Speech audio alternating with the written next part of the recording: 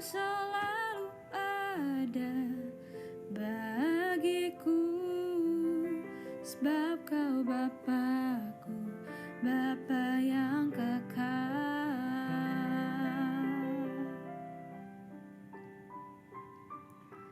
Kasih yang sempurna telah ku terima darimu, bukan karena kebaikanku, hanya oleh kasih karuniamu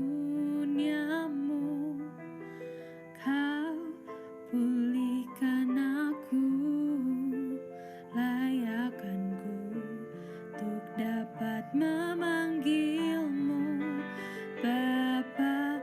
Kau beri yang ku pinta, saat ku mencari, ku mendapatkan.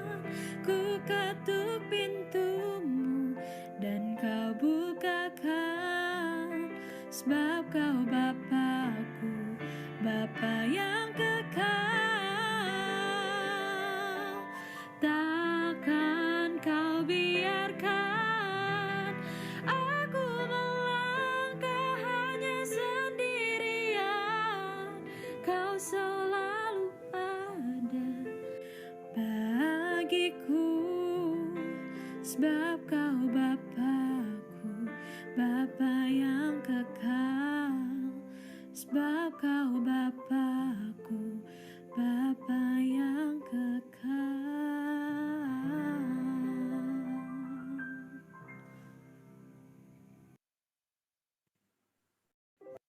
Ya, teman-teman, salah satu cara yang dapat kita lakukan untuk meresponi kasih karunia Allah adalah dengan membaca dan mendengarkan firman Tuhan. Dan sekarang kita akan masuk pada firman Tuhan. Mari kita siapkan diri kita untuk menerimanya dengan hati yang terbuka. Kepada Bang Ringkop, saya persilakan. Baik, PPT saya sudah ada ya? Oke, sudah. Mari kita berdoa, teman-teman. Bapa di surga, kami bersyukur hari ini Tuhan menolong kami bertemu kembali dalam persekutuan Jumat pada hari ini. Biarlah kiranya Allah yang menolong kami untuk bisa menikmati lawatan Tuhan, menikmati firman. Bahkan juga kami mau serahkan hati pikiran kami. Kami mohon kiranya Roh Kudus yang akan menolong kami untuk siap menerima firman-Mu dan menghidupinya. Terima kasih Bapa, di dalam nama Yesus kami berdoa. Amin. Baik, next slide. Suara saya jelas ya? Oke. Teman-teman, saya mau kita melakukan aktivitas ini. Siapapun di antara kita, yuk ambil posisi yang tenang, kita mau melakukan aktivitas yang pertama. Nah, sekarang saya mau minta teman-teman duduk ya agak menghayal, bukan menghayal aja tapi berimajinasi mungkin ya, lebih tepat. Membayangkan, nah begitu ya. Sekarang coba pertanyaan ini, siapakah kamu gitu ya, siapa aku? Nah, coba sekarang kamu bayangkan kedua orang tua kamu, orang terdekatmu. Bayangkan mereka ada di sekitarmu sekarang. Kemudian saudara kandungmu. Nah, sekarang di sekitarmu sudah lebih banyak orang. Saudara kandung, seayah seibu. Sekarang keluarga besar, baik dari pihak mama maupun pihak papa. Jauh lebih banyak lagi orang sekarang di sekitarmu. Sekarang satu garis keturunan gitu ya, keluarga atau suku berkumpul di sekitar. Silahkan dibayangkan. Sekarang satu bagian masyarakat, satu daerah, DKI Jakarta misalnya, atau di daerah mana teman-teman? Sumatera Utara misalnya. Lalu antar daerah. Jadi semua sekarang manusia sedang berkumpul di antara begitu banyaknya manusia. Coba sekarang kamu sense, rasakan ya. Siapa kamu di antara banyaknya manusia ini? Siapa kamu? Mulai dari yang terdekat tadi. Sekarang kamu ada di antara banyaknya manusia. Oke, next slide. Saya mau kita melakukan aktivitas ini lagi. Ayo yang lebih tenang lagi, bernafas dengan lebih nyaman. Bila penting tarik nafas agak panjang supaya lebih rileks. Oke, aktivitas yang kedua. Sekarang kamu lihat dirimu sebagai seorang anak dari orang tuamu. Oke, bagaimana relasimu dengan orang tua? Siapa kamu bagi mereka? Sudah? Sekarang kamu bayangkan dan kamu jawab lagi. Siapa kamu bagi saudari kandungmu? Abang, kakak, adik? Siapa kamu bagi mereka? Berikutnya, siapa kamu bagi sahabat-sahabatmu? Teman kelompok kecil, sahabat dekat, teman sekelas, teman kelompok. Berikutnya, siapa kamu sebagai mahasiswa? Seberapa pentingnya hidupmu sebagai mahasiswa? Sebagai pengurus organisasi di PO, di organisasi mahasiswa yang lain? Nah, sekarang pertanyaannya, seberapa penting hidupmu? Seberapa signifikan? Seberapa berarti hidupmu bagi orang lain? Sudah dipikirkan? Nah, saya mau kita melakukan aktivitas yang ketiga. Next slide. Oh, ini belum diedit ya, bagian yang sini saja yang kita pakai. Sebelumnya. Oh, keterusan. Sebelumnya. Kehidupan seperti apa? Baik, setelahnya. Kehidupan seperti apa yang sedang kamu hidupi sekarang? Kehidupan seperti apa? Apakah kamu merasa puas dengan kehidupan yang sedang kamu hidupi sebagai mahasiswa, sebagai anak? Selanjutnya, next slide. Next slide. Nah, sekarang kamu bayangkan ya, kamu ada di sebuah pusat keramaian di UI. Di manalah kira-kira? Di kantin, di tempat ngumpul, di tempat nongkrong, di sekitar UI. Lalu sekarang kamu bayangkan ada banyak ribuan mahasiswa di sana. Kamu sekarang bisa melihat semua aktivitas di sana. Kamu bisa melihat. Nah, bagaimana? Apa yang kamu lihat? Bagaimana kamu memandang sekitarmu? Bagaimana kamu memandang? Siapa mereka? Apa yang mereka lakukan? Mengapa mereka melakukan hal itu? Ada orang lagi berdua, ada orang lagi ngumpul rame-rame, ada orang pegang buku, ada orang pegang handphone, dan seterusnya. Apa yang mereka lakukan dan mengapa mereka melakukan? Next slide. Teman-teman, apakah kehidupan yang kita jalani adalah berdasarkan pilihan-pilihan sadar dalam diri kita tentang siapa kita, seberapa signifikan, dan bagaimana kita cukup diterima oleh lingkungan sosial kita. Sebetulnya hampir 98% gitu ya, kehidupan yang kita jalani adalah kebiasaan dan upaya psikologis untuk mempertahankan kenyamanan diri. Ada namanya familiaritas. Hampir seluruh ekspresi hidup kita, termasuk ketika ikut ibadah, termasuk ketika kita kuliah, ini hanya sebuah ekspresi dari tubuh darah daging kita ini. Satu kebiasaan. Itu sebabnya, kenapa sih seringkali kita mudah membuat satu komitmen? Misalnya ketika malam pergantian tahun, tahun baru, kita sangat berkomitmen untuk berubah. Ketika ulang tahun, ketika ada momen-momen khusus, kita sangat mudah untuk bisa membuat komitmen. Tetapi dengan mudah juga kita tidak menghidupinya. Setelah malam tahun baru kita mewek gitu, nangis, bercucuran air mata, bilang aku akan berubah. Pertanyaannya, apakah kita berubah besok? Tanggal 1-nya. Ketika habis retret, teman-teman, teman-teman mengambil komitmen yang sedemikian menggebu-gebu gitu ya, berapi-api, komitmen-komitmen yang akan menunjukkan perubahan-perubahan hidup. Tapi ketika kita balik dari retret, ketika kita kembali ke kehidupan kita di kos, di rumah, kita orang yang sama. Sepertinya tidak ada hal yang berbeda. Sampai di pintu rumah, ketika mama kita bilang, kok lama pulangnya? Ini jam berapa? Kan kamu bilang mestinya pulang sampainya siang. Ini sudah malam. Mama memang nggak pernah percaya sama aku. Kalau ada orang yang misalnya dibandingin, coba aja abang yang jalan-jalan. Coba aja abang yang retret. Mama pernah bertanya nggak begitu? Kenapa sih mama harus selalu bertanya tentang apa yang kulakukan gitu? Padahal sebelumnya ketika retret dia mengambil komitmen yang besar bahwa aku akan mengasihi orang tuaku, aku akan berubah, aku akan bangun pagi saat teduh, aku akan ikut PO setiap Jumat. Ketika aku lulus di UI misalnya, di PO FT, aku akan ikut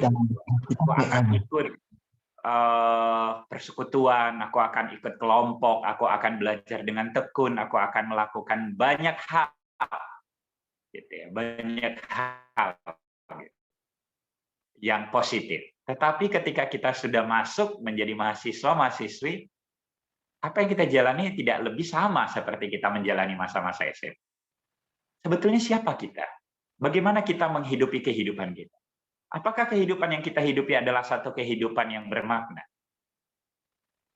Hampir 98% kita hanya menghidupi kebiasaan yang sudah kita bangun sejak dari kandungan dan sebuah upaya psikologis untuk mempertahankan kenyamanan diri. Hal-hal yang familiar. Kebetulan ya kita lebih nyaman gaming gitu. Kebetulan kita lebih nyaman untuk ngumpul sama teman daripada ikut persekutuan Jumat gitu.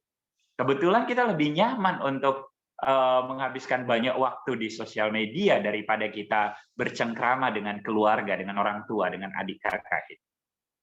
Dan itu semua hanya ekspresi. Dan kalau kita menjadi orang yang kelihatan charming, ramah, kelihatan orang yang sangat menyukai halayak, yaitu juga merupakan ekspresi dari diri kita.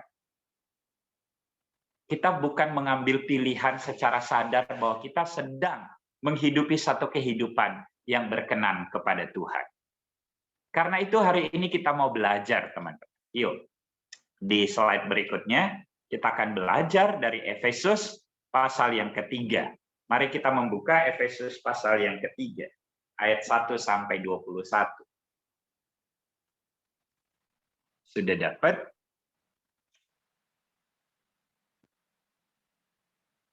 Bolehkah satu orang membaca ayat 1 sampai ayat 7? Silakan. Ayat 1 sampai ayat 7. Silakan unmute dan dibacakan bagi kita.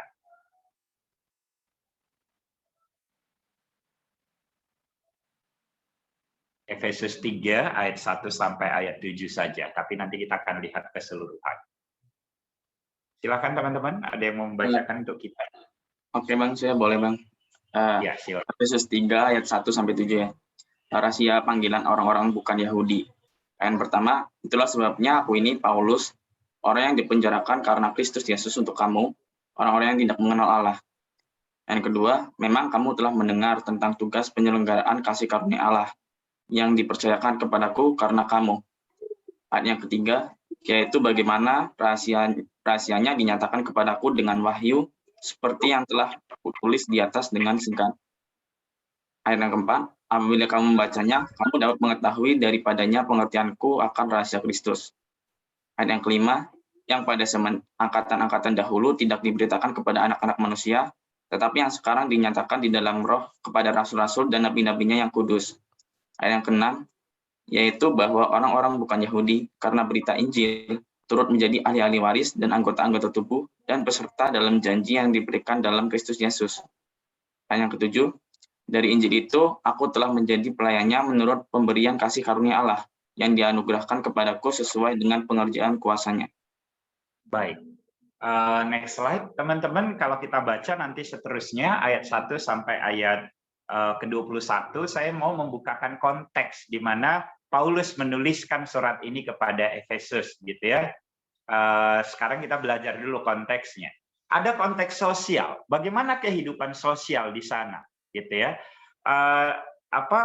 Efesus merupakan kota metropolitan pada zaman itu ya, pada zaman itu. Kota yang sangat maju, kota pelabuhan. Jadi hampir sama seperti Jakarta gitu. Pusat daripada bertemunya para pedagang, pusat daripada perdagangan dunia pada waktu itu. Salah satunya di kota Efesus, kota pelabuhan.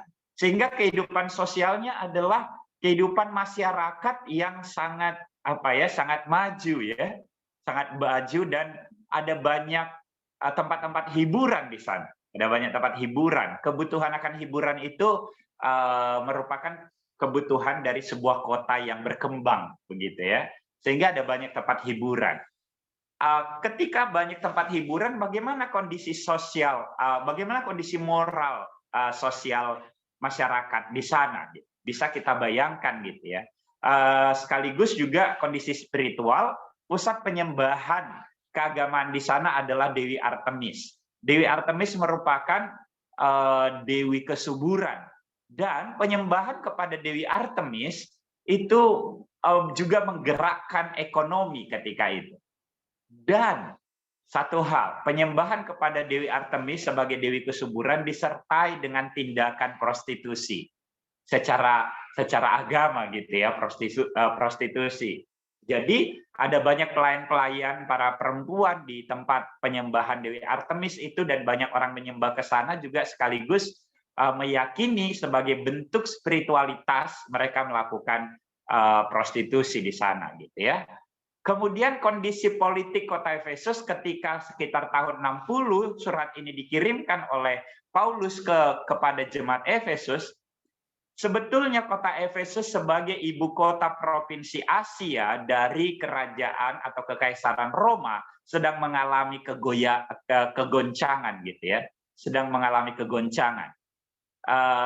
Tetapi kewarganegaraan Romawi itu masih sangat masih memberikan satu status elit bagi setiap orang, gitu ya, status elit.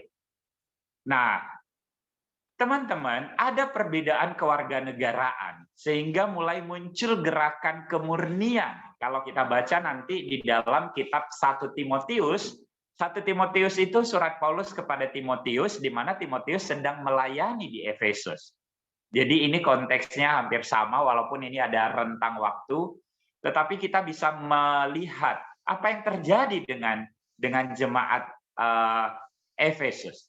Ada muncul gerakan kemurnian, gerakan silsilah nenek moyang, bahwa ada orang-orang pilihan. Ini gerakan dari orang Yahudi yang menganggap bahwa ada kemurnian, pilihan atas bangsa Israel, sehingga di luar Israel itu kafir begitu ya, agak sulit menerima non-Israel, non-Yahudi sebagai bagian daripada warga kerajaan Allah, begitu, warga kerajaan surga. Nah, teman-teman, selain itu ada konteks lain yang sangat personal, yaitu Paulus sedang dipenjarakan. Dan kira-kira Paulus menulis kitab Efesus ini dari penjara Roma. Jadi dia sudah melakukan perjalanan dari Yerusalem, dia difitnah begitu ya, dia dituduhkan sebagai penganiaya orang Israel dan menimbulkan huru-hara bagi kekaisaran, sehingga dia ditawan sebagai seorang tawanan Romawi. Lalu dia naik banding karena dia memang warga kerajaan Romawi, dia punya KTP gitu ya. Lalu dia naik banding, dia mau diadili di Roma. Nah, di dalam penahanannya di Roma lah dia menulis surat ini. Nanti kita akan lihat kenapa ada kalimat-kalimat di dalam ayat 1 sampai 21 itu ya, di dalam konteks keseluruhan ini. Kemudian kalau kita membaca Kisah Para Rasul, hubungan Paulus dengan jemaat Efesus sangat intim. Jemaat Efesus itu waktu perpisahan menghantarkan Paulus untuk melanjutkan perjalanan misinya, jemaat Efesus itu bertangis-tangisan. Betapa intimnya. Itu sebabnya kalau kita membaca beberapa tafsiran, teman-teman, ada penafsir yang mengatakan tidak mungkin Efesus ditulis oleh Paulus. Karena sedemikian intimnya Paulus dengan Efesus, masakan surat Efesus ini kelihatannya hanya sebagai pengajaran-pengajaran. Jadi kalau teman-teman baca pasal 1 sampai pasal 6 dari kitab Efesus, memang jarang sekali ada kelihatan satu unsur personal seperti di kitab lain, ya. Kalau di kitab lain itu ada sapa-sapa yang sangat personal, menyebut nama-nama orang gitu ya. Kalau di kitab Efesus ini para penafsir bilang tidak menemukan unsur yang sangat intim ini. Tetapi saya ketika membaca pasal yang ketiga, ada satu keintiman, khususnya pasal 1, 2, dan 3. Setelah pengajaran Paulus, maka dia mengakhiri dengan doa yang panjang. Dan doa ini lahir dari sebuah pengenalan, menurut saya, dari pengenalan akan jemaat Efesus yang dia layani. Ya. Jadi sebetulnya ada hubungan yang intim dan itu akan terasa di dalam khususnya pasal 3 yang kita ekspos pada hari ini. Oke, selanjutnya di slide berikutnya, dari latar belakang ini teman-teman, kita coba lihat lagi gambaran jemaat Efesus.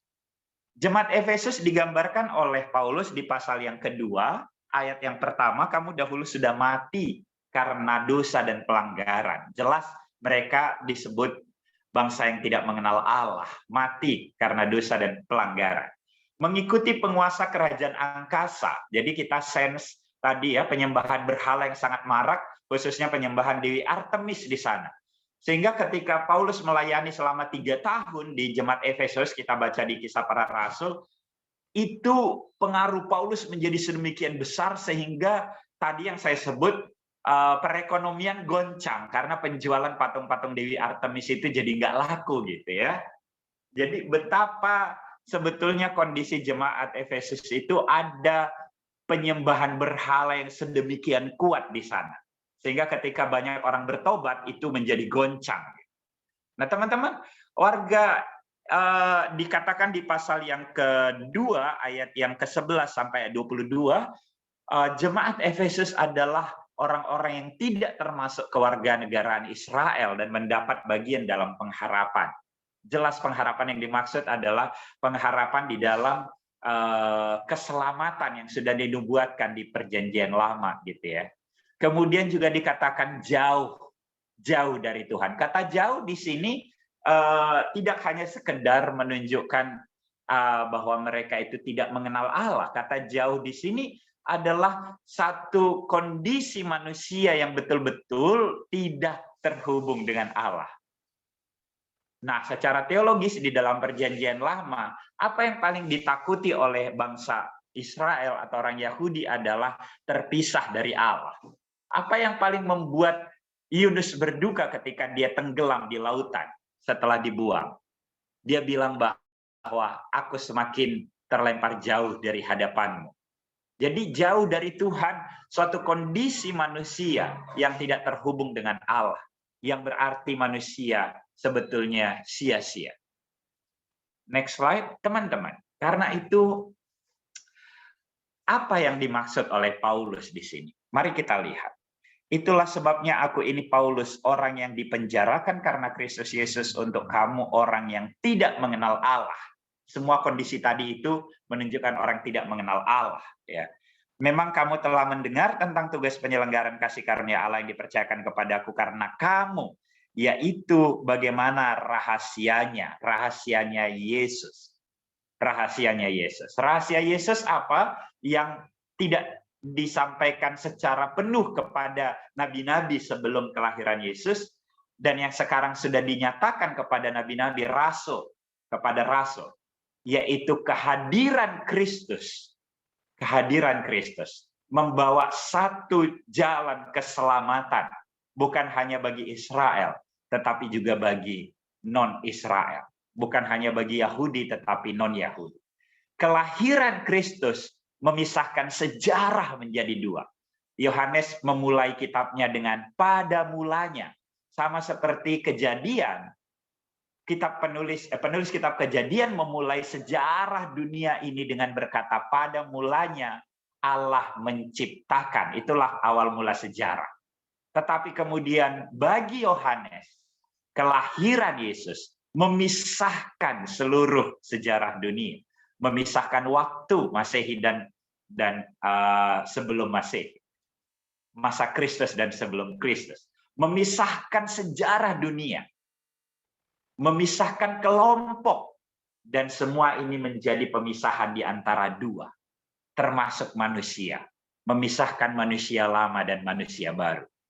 Siapapun kita, bagaimanapun keadaan kita, seperti yang tadi di awal aktivitas, aku mencoba untuk menantang teman-teman untuk melihat siapa aku. Siapapun kita, anak siapa, bagian dari keluarga mana, bagian dari kelompok mana, bagian dari masyarakat mana, bagaimanapun kondisi kita.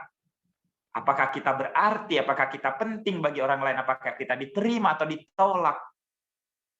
Siapapun kamu yang sedang mendengar kebenaran ini, inilah rahasia Kristus.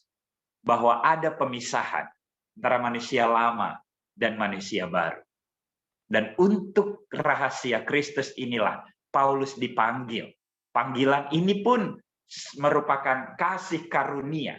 Paulus menjelaskannya di pasal yang pertama, bagaimana dia dipanggil oleh Yesus sendiri. Panggilan Paulus merupakan panggilan dari Kristus sendiri sebagai rasul untuk memberitakan rahasia ini. Bahwa seluruh dunia sedang dipisahkan menjadi sejarah di dalam Kristus dan di luar Kristus. Teman-teman, ada pemisahan di antara manusia lama dan manusia baru bagi setiap manusia yang ada di tengah-tengah dunia. Itulah sebabnya Paulus mengatakan bahwa untuk itulah aku dipanggil.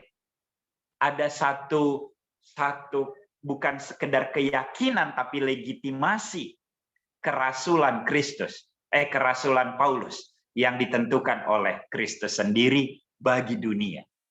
Sehingga rahasia ini bukan hanya tersingkap bagi bangsa Israel, bagi orang Yahudi, tetapi bagi bangsa-bangsa. Hingga bagi kita pada saat ini. Next slide. Teman-teman, kehidupan yang baru di dalam Yesus mengorientasi seluruh hidup kita. Apapun yang tadi, yang coba kita bayangkan tentang hidup kita sebagai anak, sebagai saudara, sebagai mahasiswa, mahasiswi, sebagai bagian dari kelompok tertentu, di dalam Kristus, kehidupan yang baru di dalam Kristus mengorientasi seluruh hidup kita. Paulus menghayati keberadaannya dan apa yang terjadi dalam hidupnya selalu di dalam perspektif Allah. Teman-teman, kalau kita baca ayat 1, itulah sebabnya aku ini Paulus, orang yang dipenjarakan karena Kristus Yesus. Kok bisa? Kita membacanya biasa aja gitu. Tapi sebetulnya ketika orang Efesus membaca ini, ada sesuatu yang sangat kuat yang sedang disampaikan oleh Paulus. Ketika itu Paulus tawanan Kaisar Romawi, tawanan, dianggap sebagai pembuat huru-hara. Siapa sih di antara kita, coba bayangkan ya, kalau ada seorang yang dianggap sebagai provokator, sebagai seorang yang memprovokasi masyarakat Indonesia sehingga memberontak kepada negara, dan sekarang dia sedang tertawan. Siapa sih di antara kita yang merasa bangga menjadi bagian atau pengikut dia atau anggota dari organisasi yang dia pimpin? Kita harus mengerti bahwa ada sense itu. Ya, tetapi Paulus mau bilang begini, kalaupun aku dipenjarakan sebagai seorang tawanan politik yang dianggap membawa huru-hara, pemberontakan kepada Kaisar Roma, tetapi aku menghayati perjalananku sebagai seorang tawanan ini adalah tawanan di dalam Kristus. Sehingga seluruh hidupnya itu terorientasi kepada Allah, kepada Yesus. Dia melihat apa yang terjadi dengan hidupnya bukan lagi dari perspektif bagaimana dunia melihat, tetapi bagaimana Allah melihat. Karena itu dia menyerukan, jangan malu. Jangan malu. Jangan malu karena aku. Kalaupun kita merasakan penderitaan itu sebagai bagian daripada kesetiaan kita menyatakan rahasia Kristus yang menyelamatkan dunia. Betapa sebetulnya Paulus sedang berkata, itulah kemuliaan kita. Itulah kemuliaan kita. Sebagaimana Yesus dimuliakan di salib untuk keselamatan. Next slide, teman-teman. Itulah sebabnya aku ini Paulus, orang yang dipenjarakan karena Kristus. Itulah sebabnya aku ini, siapa namamu? Sebagai mahasiswa UI, sebagai mahasiswi UI. Apakah kita menghayati semua yang terjadi di dalam hidup kita karena Kristus Yesus? Semua pilihan-pilihan ini karena Kristus Yesus. Next slide. Teman-teman, ketika rahasia Kristus dinyatakan pada kita, di dalam Kristus kita beroleh keselamatan, di dalam Kristus kita beroleh pengampunan, di dalam Kristus kita diterima. Kita beroleh hidup yang baru.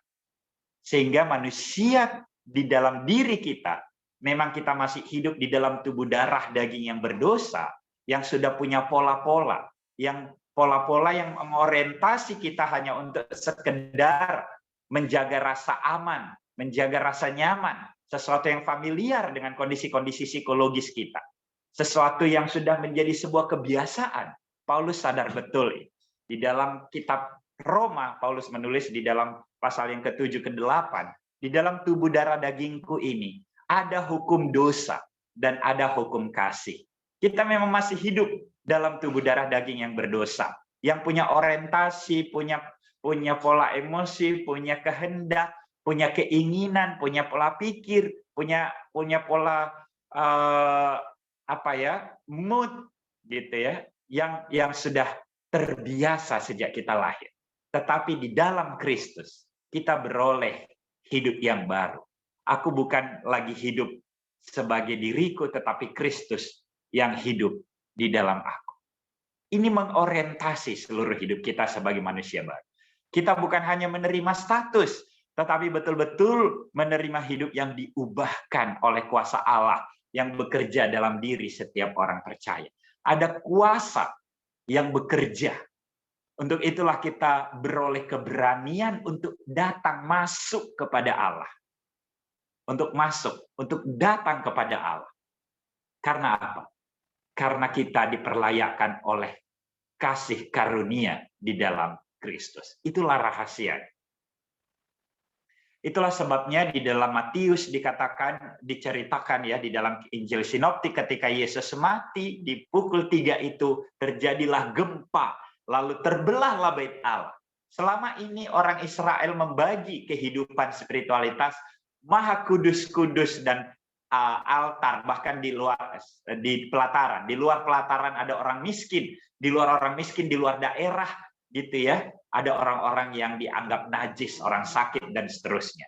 Tetapi kemudian Yesus mati untuk membuat pemisahan itu diperdamaikan sehingga siapapun kita, baik orang yang merasa diri paling berdosa, Paulus mengakui bahwa dia paling berdosa di antara orang-orang kudus, dia pun diperlayakkan oleh Tuhan. Teman-teman, next slide. Hidup baru adalah kehidupan di dalam ikatan kasih. Apa yang kita baca dari doa Paulus? Di dalam doanya yang pertama, di pasal yang pertama, Paulus berdoa supaya mereka dipenuhi dengan pengertian tentang hikmat, tentang Yesus Kristus, mengenal Yesus. Tetapi kemudian di pasal yang ketiga ini, Paulus setelah menjabarkan pengajaran tentang keselamatan, dia pun berdoa kembali supaya jemaat Efesus hidup di dalam kasih, dipenuhi oleh kasih.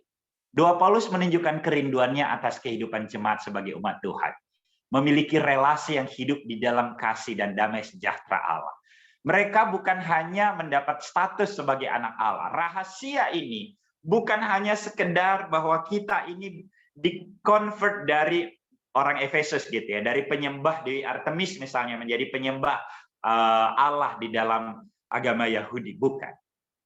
Ini tentang bagaimana Allah sendiri membangun satu ikatan relasi di dalam kasih yang baru dengan manusia. Sehingga kalau kita menghayati apa artinya mengikut Yesus menjadi Kristen, dilahirbarukan. Kita menjadi seorang pribadi yang baru. Pribadi yang hidup. Yang tadinya mati menjadi hidup dan tumbuh di dalam satu relasi, ikatan relasi dengan Allah. Baik, next slide. Kasih Kristus dikatakan betapa lebarnya, panjangnya, tingginya, dalamnya melampaui segala pengetahuan. Ini bukan soal diketahui bahwa inilah kasih Kristus, tapi ini ada di dalam ikatan yang hidup dengan Bapa. Jadi kita bukan mempelajari tentang kasih. Kasih Yesus itu kasih agape, kasih yang inkarnasional, tidak. Bukan soal pengetahuan. Kasih itu bagi Paulus supaya kamu betul-betul hidup merasakannya. Sebab semua itu melampaui segala pengetahuan. Itu merupakan satu ikatan relasi yang hidup antara engkau dengan Bapa. Next slide. Karena itu teman-teman, kasih Kristus menerima kita keseluruhan. Dengan kasih yang tidak bersyarat. Kasih Kristus memberi rasa aman, secure.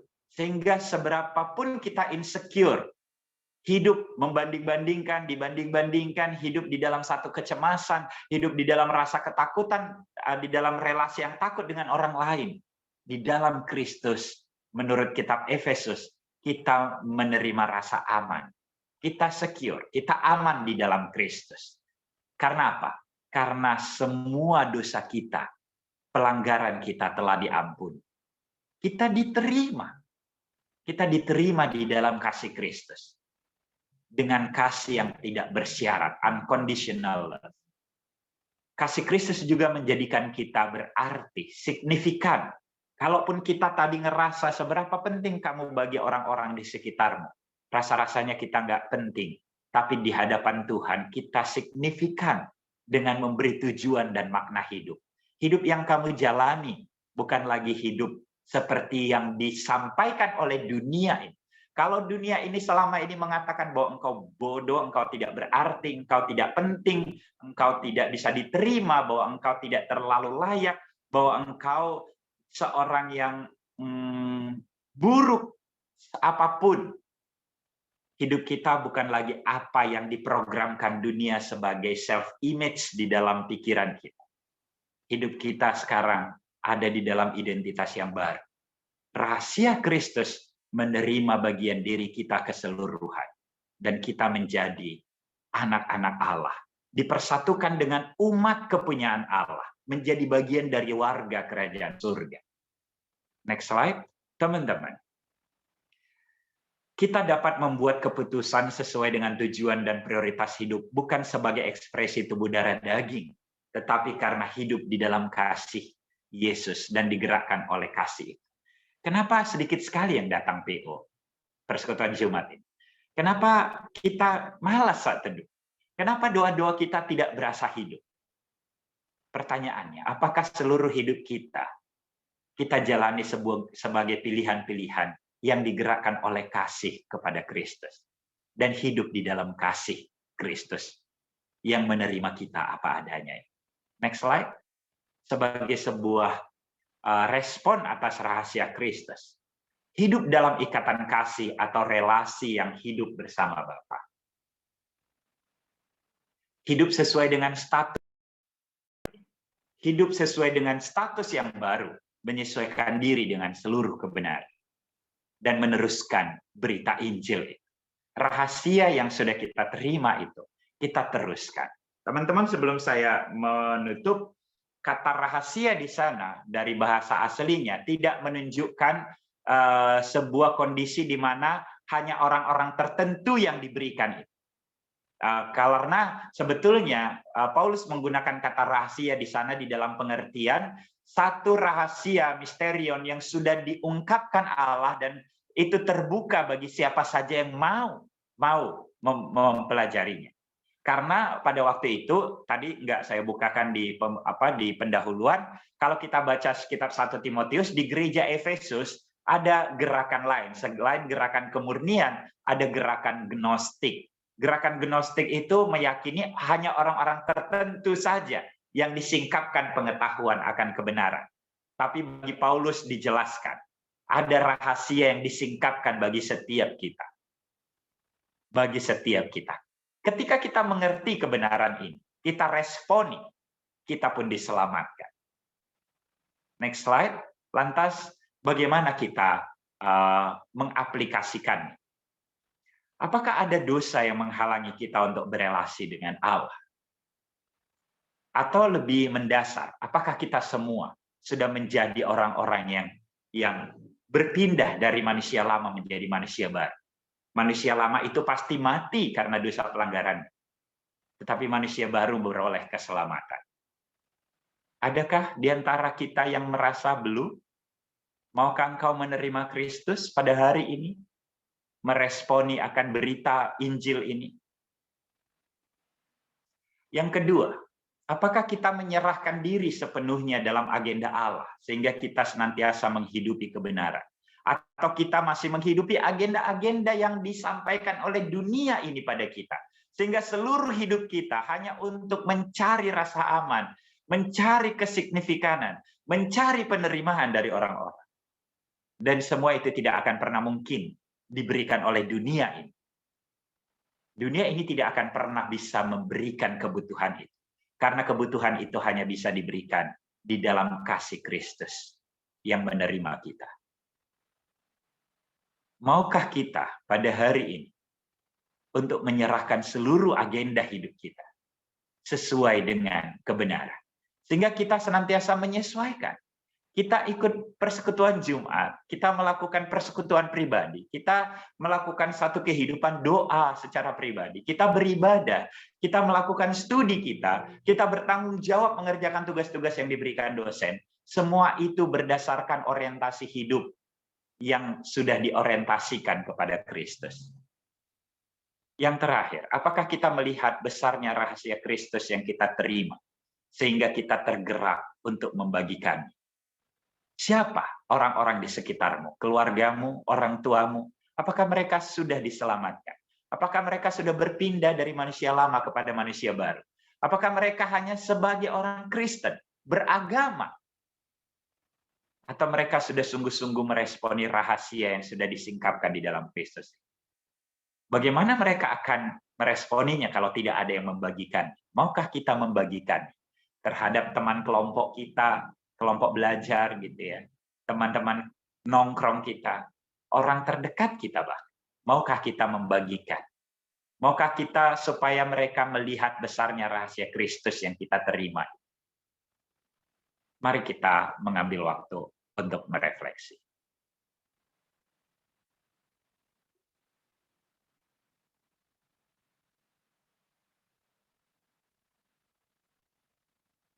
Terima kasih untuk kebenaran firman-Mu ya Tuhan, tolonglah kami untuk senantiasa semakin mengerti dan dipenuhi oleh kasih Kristus, sehingga hidup kami senantiasa merasakan akan kasih itu dan hidup di dalam kasih itu dan meresponi kasih itu dengan mengasihi Kristus lagi.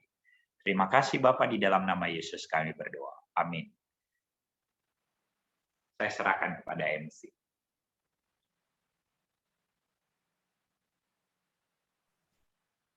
Ya, terima kasih Bang Rigo atas penyampaian firman-Nya yang luar biasa.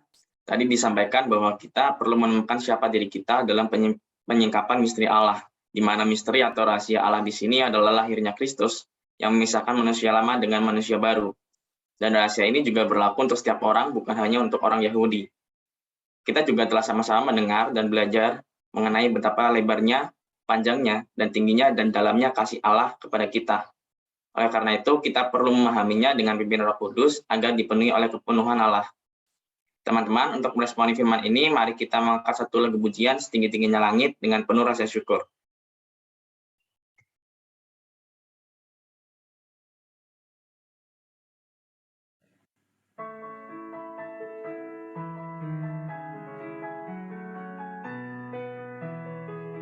Setinggi-tingginya langit, lebih tinggi kasih Yesusku. Sedalam-dalam lautan, lebih dalam kasih Yesusku. Seindah-indah pelangi, lebih indah kasih Yesusku. Kasih Yesus, oh kasih Yesus, mengalahkan segalanya. Kasih Yesus, oh kasih Yesus, mengalahkan segalanya.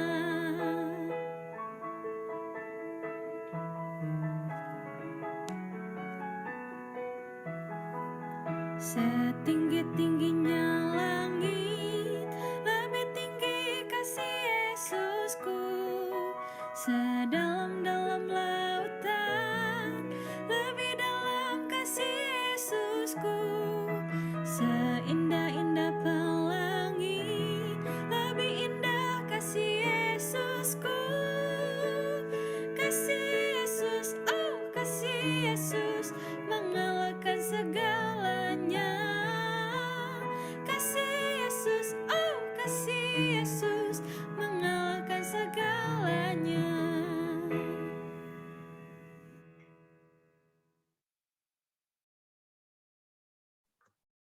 Nah, sangat bersyukur ya teman-teman kalau siang hari ini kita bisa kembali bersekutu dan mendengarkan firman Tuhan. Sekarang dengan hati yang penuh ucapan syukur, mari kita memberikan persembahan. Untuk memberikan persembahan, teman-teman bisa scan kode QR berikut ini, atau melalui nomor rekening, atau melalui nomor OVO yang tertera pada layar.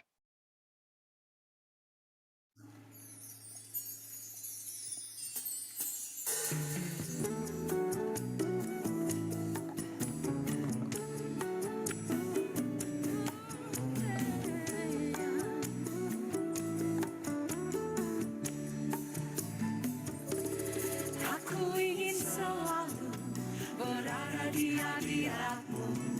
Nyanyi sama-sama katakan. Aku ingin selalu berlindung dalam naungan-Mu.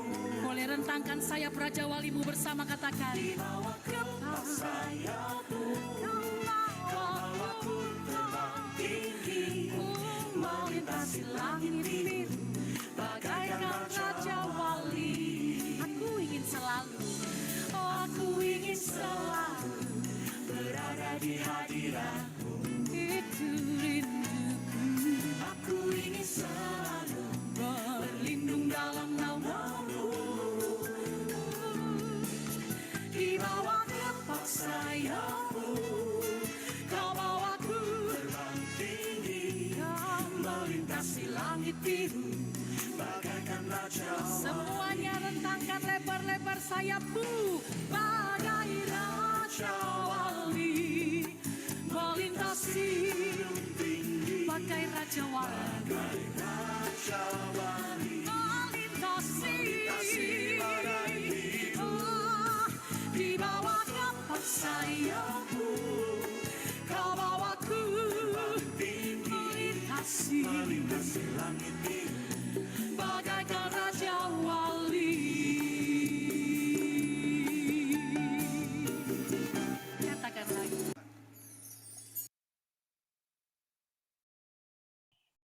Ya, sekarang kita akan masuk ke dalam doa syafaat. Kepada pendoa syafaat, Rio Kaban, saya persilakan. Terima kasih ya Bang Kakak semua. Mari kita bersatu di dalam doa. Selamat siang Bapak, terima kasih Bapak atas segala penyertaan Engkau pada ibadah kami pada siang hari ini Bapak. Terima kasih Tuhan Kau telah mengajarkan kami untuk dapat selalu menerima dan selalu menerima Tuhan dan dapat mengabarkan rahasia Tuhan di dalam kehidupan kami sehari-hari. Terima kasih Tuhan atas segala firman yang Tuhan telah sampaikan melalui Bang Rigop ya Bapak. Engkau kiranya berkati kami agar kami pun dapat mengaplikasikannya dan dapat menerapkannya dalam kehidupan kami sehari-hari. Bapak, kami juga bersyukur Bapak atas kesempatan ibadah pada hari ini. Terima kasih banyak Tuhan, Kau telah memberkati kami sehingga kami pun dapat berkumpul pada siang hari ini dengan penuh hikmat dan penuh penyertaan dari Tuhan. Tuhan, kami juga berdoa untuk pelayan ibadah pada siang hari ini. Engkau berkati Bapa. Terima kasih atas kesempatan yang Tuhan berikan juga, sehingga teman-teman kami pun kami dapat melayani dalam ibadah pada siang hari ini. Berkati Bapa, kami dengan segala berkat, dan Kau tambah-tambahkanlah berkat pada kami semua. Kami juga berdoa Bapa untuk POUI Bapa.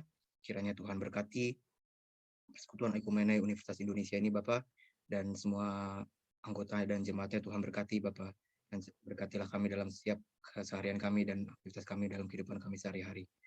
Kami juga berdoa Bapak untuk teman-teman kami yang belum bisa hadir pada persekutuan Ekumene pada hari ini. Kiranya Engkau tetap sertai dan berkati mereka, dan berkatilah agar mereka juga dapat hadir pada persekutuan Ekumene ini di minggu selanjutnya Bapak. Kami juga berdoa untuk bangsa dan negara kami Bapak.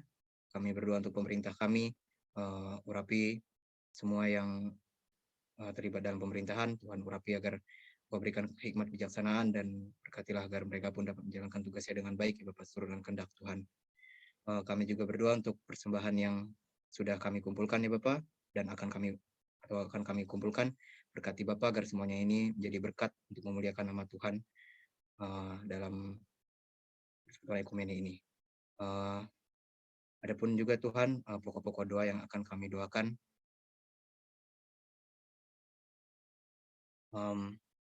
Pertama Tuhan, kami ingin berdoa untuk bangsa dan negara kami ya Bapak. Kiranya Tuhan melalui kasih karunia dan pertolongan Tuhan, kiranya selalu memulihkan dan senantiasa melindungi negeri kami di segala sektor, terkhusus ekonomi, kesehatan, teknologi, pendidikan, keamanan, dan juga ketertiban. Adapun pokok doa yang berikutnya, Tuhan, Engkau mengetahui saat-saat ini sedang muncul wabah hepatitis terkhususnya yang menyerang anak-anak. Kiranya dengan kasih kemuliaan Tuhan, Engkau lindungi kami semua, dan Engkau memberikan kekuatan dan kesehatan bagi kami semua, terkhususnya bagi anak-anak. Adapun pokok doa yang ketiga, ya Tuhan, kami berdoa secara khusus untuk kita semua yang hadir dalam ibadah POJ pada hari ini, karena bukan kebetulan ya Bapak kami dapat berkumpul dan beribadah di sini, melainkan karena berkat dan kasih karunia Tuhan yang masih dan selalu dilimpahkan pada kami. Kiranya Tuhan urapi kami dalam segala hal yang kami kerjakan, atau yang sedang kami tanggung jawab yang sedang kami emban, dan kiranya Tuhan menjawab segala kerinduan di dalam hati kami semua. Dan juga Tuhan, kami memohon ampun akan dosa-dosa kami, baik itu kami sengaja maupun tidak, dan layakkanlah kami untuk layak di hadapan Tuhan, dan layakkanlah kami untuk menerima berkat yang datang dari Tuhan saja. Dalam nama Anak-Mu Tuhan Yesus Kristus, kami telah berdoa dan mengucap syukur. Haleluya, amin.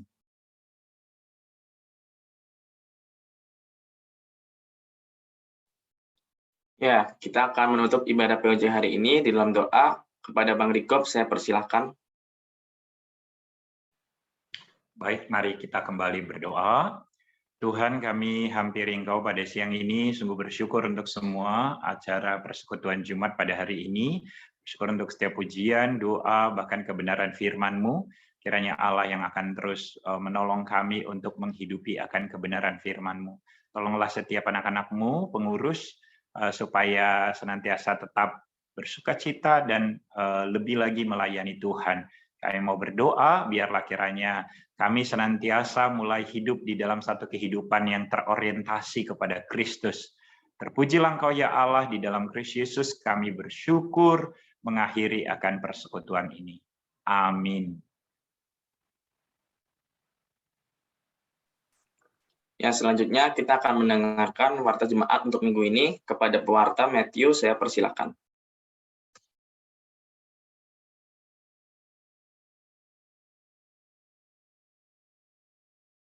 Oke, selamat siang semuanya. Perkenalkan Matthew dari Elektro 2020 selaku pewarta jemaat pada hari ini.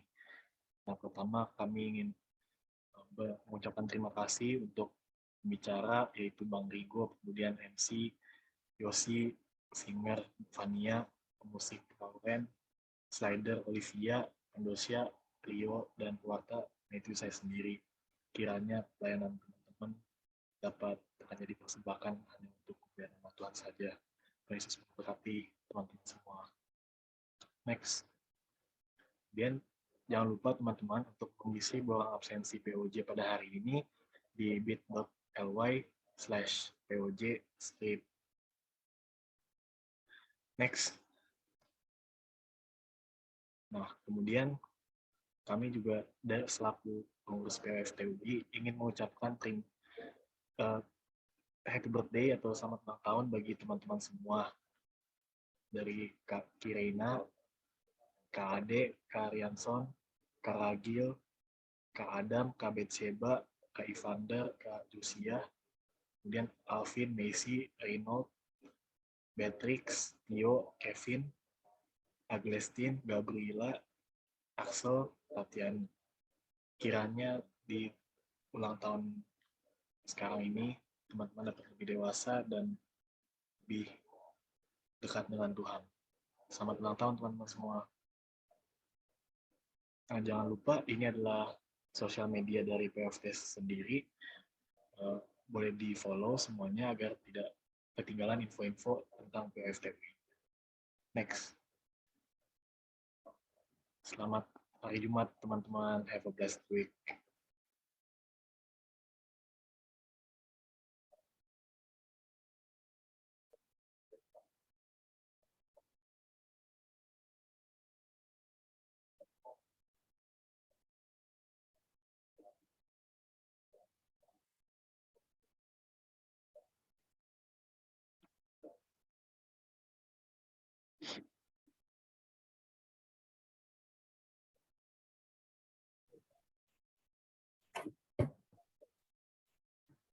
Oke, kita udah selesai teman-teman. Buat Bang Rigop dan teman-teman pelayan bisa tunggu di room dulu buat kita doa tutup pelayan.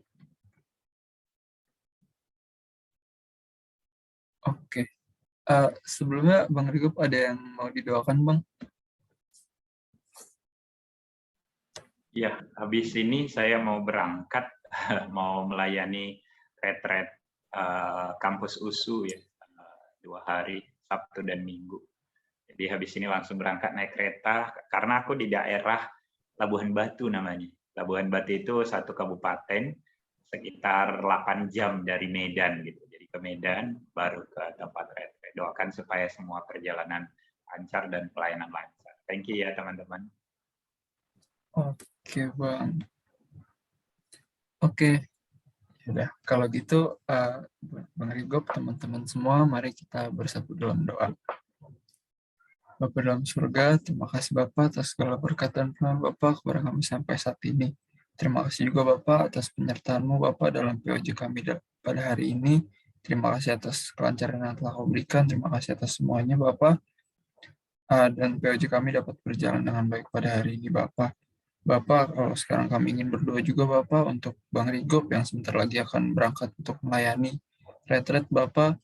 Kami berdoa Bapak agar Engkau menyertai perjalanan Bang Rigop dari rumah sampai ke tempat tujuan dengan selamat Bapak dan dapat melayani di retret itu dengan baik juga Bapak dan hanya untuk kemuliaan nama-Mu saja Bapak. Kalau sebentar lagi juga kami akan melanjutkan aktivitas dan kegiatan kami. Kami mohon penyertaan Kau saja Bapak, agar apa yang kami lakukan hanya seturut dengan kehendak-Mu saja Bapak. Terima kasih Bapak, kami mohon ampun atas segala dosa dan kesalahan kami, karena layak menerima berkat-Mu Bapak. Terima kasih Bapak, dalam nama Tuhan Yesus kami sudah berdoa ucap syukur. Haleluya. Amin. Oke. Thank you semua. Terima kasih Bang Rigo. Bang Rigo. Thank you teman-teman. Terima kasih Bang Rigo, terima kasih teman-teman. Semua. Terima kasih Bang Rigo.